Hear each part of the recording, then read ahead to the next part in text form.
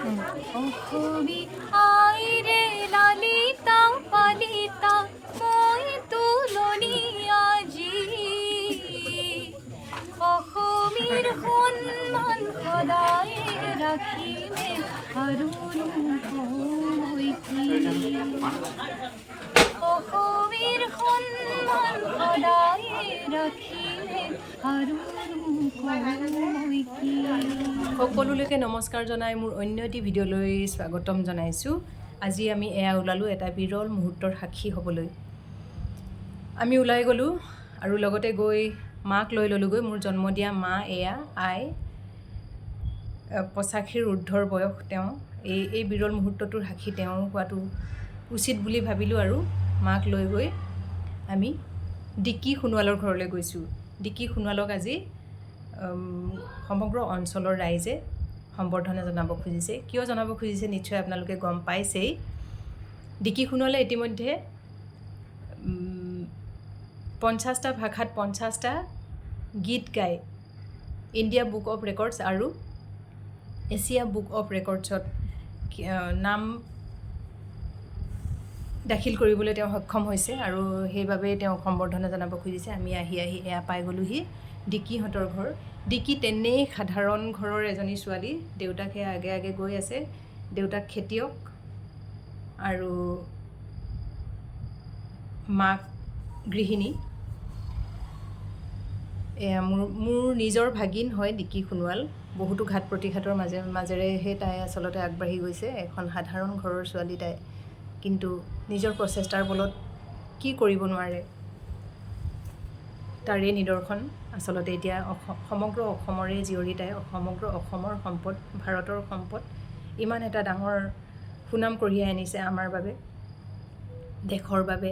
তাইৰ নিজৰ কাৰণে সঁচাকৈ আমি অভিভূত হৈ পৰিছোঁ। আমি আহি এয়া ঘৰ পালোঁহি। ডিকিহঁতৰ ঘৰত এয়া ৰাইজৰ বাবে চাহৰ ব্যৱস্থা কৰা হৈছে। ছোৱালীকেইজনী লাজ কৰিছে ভিডিঅ' উঠিবলৈ। আৰু এয়া ডিকিৰ বাইক, এয়া মা। আমি গৈয়ে ফটো তুলি লৈছোঁ। আৰু ডিকিৰ জেঠাইকো আছে আৰু বৌ আছে আমাৰ। এয়া ডিকিৰ জেঠাইক। দুয়োগৰাকী একেবাৰে ধুনীয়াকৈ প্ৰথমতে অন্তৰংগ আলাপ কৰি লৈছে। ভিডিঅ' কৰিবলৈ কৈছে, কৰি দিছোঁ আৰু দুয়োগৰাকী খুব হাঁহিছে। এনেকৈ এয়া ডিকি কেৱল গায়িকাই নহয়, আচলতে তাই ধুনীয়া আৰ্ট কৰে। এয়া ডিকিৰ হাতৰ পৰশ লাগি এইবিলাক ছবি হৈছে। খুব সুন্দৰ কৰে আৰু সীমিত সুবিধাৰ মাজেৰে যে এইখিনি কৰিবলৈ তাই পাৰিছে, এয়া নথৈ আনন্দিত। বোকাত পদুম ফুলিছে আচলতে এয়া আমাৰ বাবে খুব ভাল খবৰ। আমি গোটেই ঘৰৰ মানুহখিনি এয়া গোট খালোঁগৈ। মামীয়েক, বৰমাক, মাহীয়েক, বা আৰু এয়া ভনীয়েক, এয়া মোমায়েক আৰু আইতাক, মামা আইতা। আৰু এয়া এনেদৰে আমি ওলালোঁ।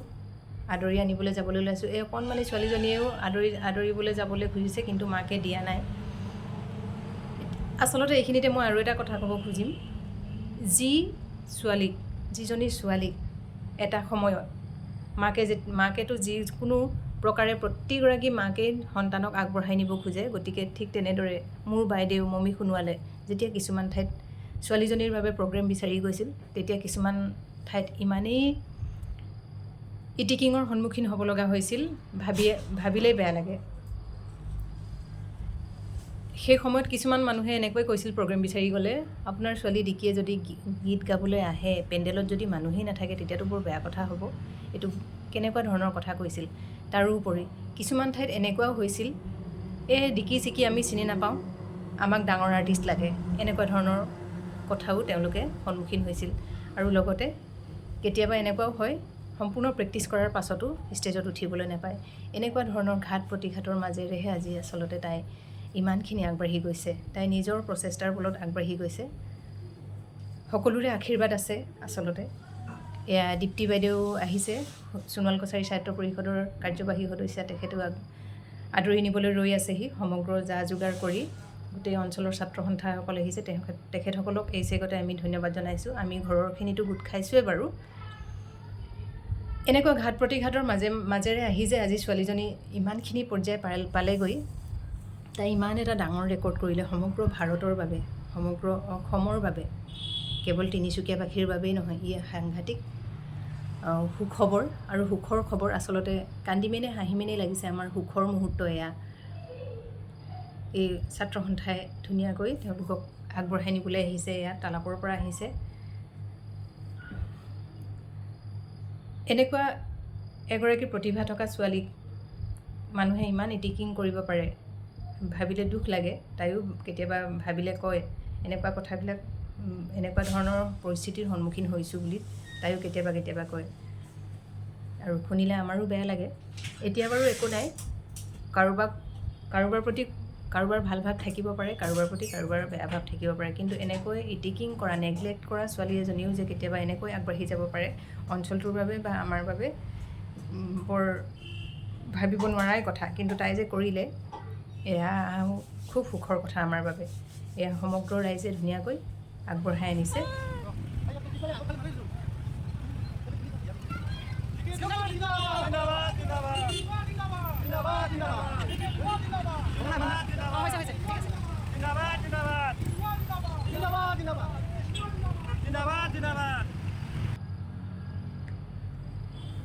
এয়া নিজৰ ঘৰৰ ছোৱালী, নিজৰ জীয়ৰী, সকলোৰে ছোৱালী তাই এতিয়া সকলোৰে বাবে এই সুনাম অৰ্জন কৰিছে।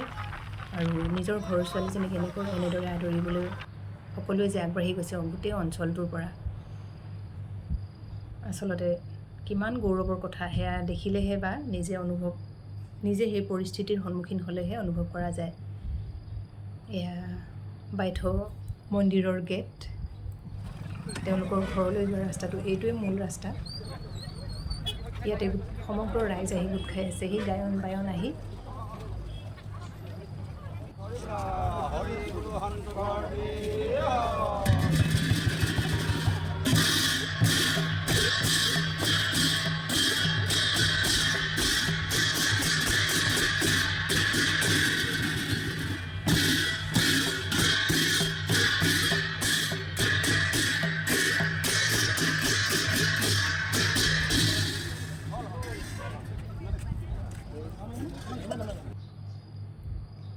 এই ভিডিঅ'টো আচলতে কেৱল মোৰ ভাগিন বুলিয়েই নহয়, ওচৰতে পাইছোঁ, আৰু এনেকুৱা এটা গোটেই সমগ্ৰ অসম আৰু ভাৰতৰ বাবে এটা গৌৰৱ কঢ়িয়াই আনিছে। গতিকে আপোনালোকক দেখুৱাবলৈ মন গ'ল বাবেই কৰিলোঁ।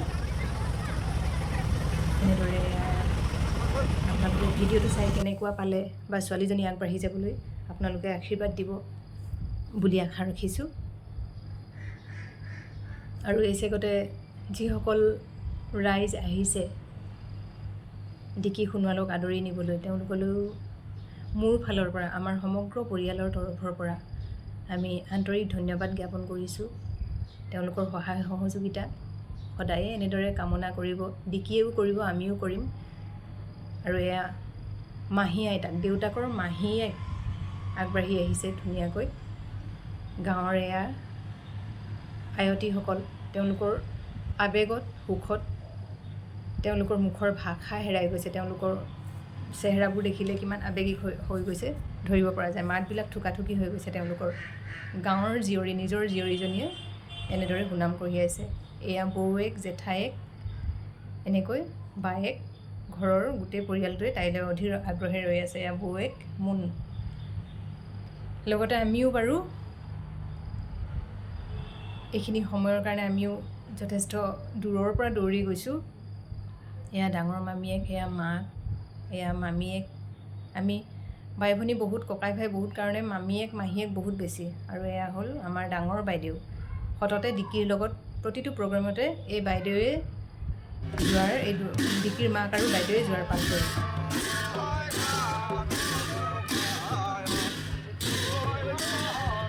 এয়া দেখিছেনে বাৰু, গাঁৱৰ ৰাইজ ইমান ধুনীয়াকৈ উঠি পৰি আহিছে। কেৱল গাঁৱৰে নহয়, আচলতে অৰুণাচল শদিয়াৰ পৰাও আহিছে সম্বৰ্ধনা জনাবলৈ। আৰু এই টিকলাটো দেখিছেনে, টিকলাটোৱে পেহীয়েকক পাই এৰিয়ে নিদিয়া হ'ল। কি হৈছে সি ধৰিবই পৰা নাই, কিন্তু পেহীয়েকক হাততে ধৰি টানি টানি লৈ গৈ আছে। এয়া হ'ল ডিকিৰ ভতিজা।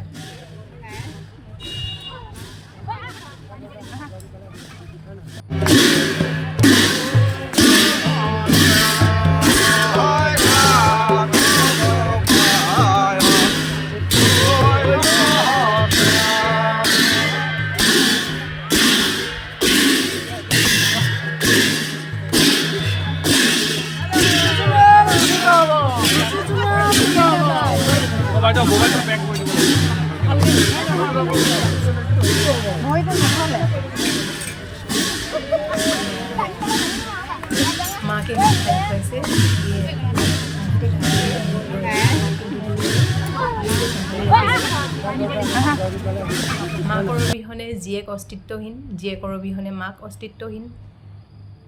আচলতে আমিও আৱেগিক হৈ পৰিছোঁ এইখিনি সময়ত। আৰু এয়া গোটেই ৰাইজ যে উঠি পৰি আহিছে, কিমান সাংঘাতিক ভাল লগা কথা, ভাল লগা অনুভৱ।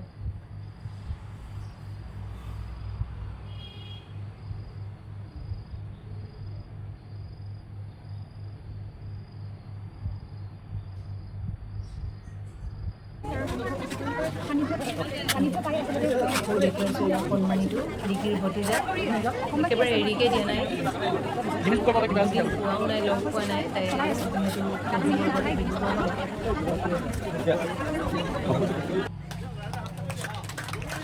এয়া আদি গুৰু বুলি ক'ব লাগিব। ক্লাছ 6ষ্ঠ শ্ৰেণীৰ পৰাই যাৰ ওচৰত গীত শিকিছিল তেওঁক প্ৰথমতে ডিকিয়ে সম্বৰ্ধনা জনাই লৈছে। এয়া গুৰু দক্ষিণা, সামান্য গুৰু দক্ষিণা। তেওঁলোকৰ অবিহনে হয়তো ইমানখিনি আমাৰ ঘৰৰ সকলোৱে বহিছে এতিয়া ভাগিনজনীৰ লগত। এতিয়াহে সময় পাইছে। এয়া আইতাক, মামা আইতা, এয়া ডাঙৰ মামা, ডাঙৰ বৰমা, এয়া মামী আৰু এয়া মাহী আৰু মামা। এতিয়া ডিকিৰ মোমায়েকৰ ফালৰ পৰা কেনেকুৱা লাগিছে কওকচোন? ভাল লাগিছে, আমি খুবেই আনন্দিত হৈছোঁ। ডিকিয়ে নিজৰ প্ৰচেষ্টাত আজি ইমান দূৰ আগুৱাই যাবলৈ সক্ষম হৈছে। তেওঁ জন্মগত প্ৰতিভা লৈ আহিছে। আমি বোকাত পদুম খোলা বুলিয়ে ভাবিছোঁ। আচলতে আমাৰ ভিতৰৰ অঞ্চলৰ পৰা কোনো সা সুবিধা নোহোৱাকৈ সীমিত সা সুবিধাৰ মাজতে তাই ইমানখিনি আগুৱাই যাবলৈ সক্ষম হৈছে। আচলতে এনেকুৱা এটা পৰ্যায় পাবলৈ আচলতে বহুত মানসিক শক্তি লাগিব। এইখিনিত আমি মামা হিচাপে নহয়, আচলতে তেওঁলোকৰ মাতৃ আৰু দুয়োগৰাকীৰ মানসিক শক্তিটোক আমি আচলতে স্বীকৃতি দিছোঁ। আৰু তেওঁ এতিয়া আমাৰ পৰিয়ালৰ সদস্য বুলি অকল পৰিচয় দিয়াৰ আমাৰ ইচ্ছতা নাই। তেওঁ এতিয়া অসমৰ সম্পদ হৈ পৰিছে। আমি আশা কৰিছোঁ অদূৰ ভৱিষ্যতে ইয়াতকৈ ভাল ধৰণতে তেওঁ আগবাঢ়ি নিজক প্ৰতিষ্ঠা কৰিব পাৰিব। অসমৰ বুকুত এই ভিতৰত সোমাই থকা গাঁওখন সৌদাগনি ডাঙৰীয়া অঞ্চলটি নতুন ৰূপত বিশ্বত জীৱিকা দিব আমি আশা কৰিছোঁ। আৰু আমাৰ সুভাষিক আছে, আমি বহুত বেছি সহায় কৰিব পৰা নাই, কিন্তু মানসিকভাৱে যিখিনি আমি তেওঁক শক্তি দিব লাগে সেইখিনি আমি কৃপণালী কৰা নাই। অদূৰ ভৱিষ্যতে আমি দি যাম। আমাৰ যিখিনিত সাহস দিবলগীয়া আছে প্ৰতিটো সময়তে আমি তেওঁৰ পিছফালে থাকিম। আজি আমি সুখীও হৈছোঁ আৰু নতুন পদক্ষেপৰ কাৰণে আমি তেওঁক অনুপ্ৰেৰণাও জনাইছোঁ। আৰু আশা কৰিছোঁ তেওঁ অসমৰ নহয় সমগ্ৰ ভাৰতত এটি গোটা তৰা হৈ জিলিকি থাকক। ভুলখিনি কিন্তু শুধৰাই ল'ব লাগিব। মই এই নাতিজনী যে ইমানখিনি হ'ব ভাল লাগিছে। আৰু মই কি আমি শিক্ষা দিব নোৱাৰোঁ, ঠিকেই শিক্ষাটো শিক্ষা দিব নোৱাৰোঁ, তথাপিও এওঁ এতিয়া ইমান ভাললৈ আহিলে, সমগ্ৰ ৰাইজে এতিয়া আদৰি লৈছে। মই দেখি সন্তুষ্ট হৈছোঁ। আৰু কি কৰিম, তেখেতে আৰু ভৱিষ্যত উজ্জ্বল হওক, ভগৱানক চিন্তা কৰক। আৰু ঘৰখন যেনেকৈ উজ্জ্বল হৈছে, ঘৰখনো উজ্জ্বল হওক, সকলোকে উজ্জ্বল হওক বুলি এয়ে মোক কামনা কৰিছোঁ। আৰু ক'বলৈ যুৱ সংঘৰ তৰফৰ পৰা পিতৃ মাতৃক একোখনি সোণোৱালীয়া সম্বৰ্ধনা জ্ঞাপন কৰিবলৈ বিচাৰিছে। আমাৰ মাজত উপস্থিত আছে সোণাল গছে চাৰিপাইটো পৰিষদৰ সাধাৰণ সদস্য দ্বিতীয় নং বাইদেউ। আপোনাক অকণমান সময় দ্বিতীয় সোণালৰ কাষত আসন কৰিবলৈ লৈছোঁ। সোণাল গছে ছাত্ৰ সন্থাৰ দীপনজ্যোতি সোণোৱাল নাই নেকি? গতিকে তেখেতসকলে পুৱাহি আগমুহূৰ্তত আমি গাঁৱৰ বয়োজ্যেষ্ঠসকলৰ পৰা আৰু গাঁৱৰ মুৰব্বীসকলৰ পৰা দুআষাৰ জানিব বিচাৰিম। গতিকে মই আমাৰ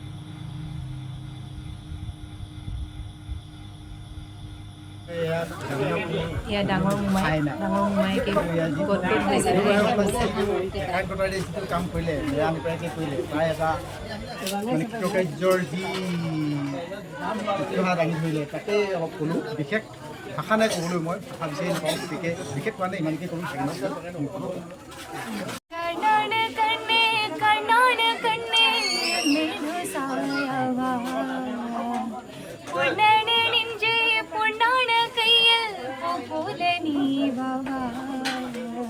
நான் காத்து நின்றேன் காலங்கள் தோடும் இனிய கம்பீருமா கண்ணான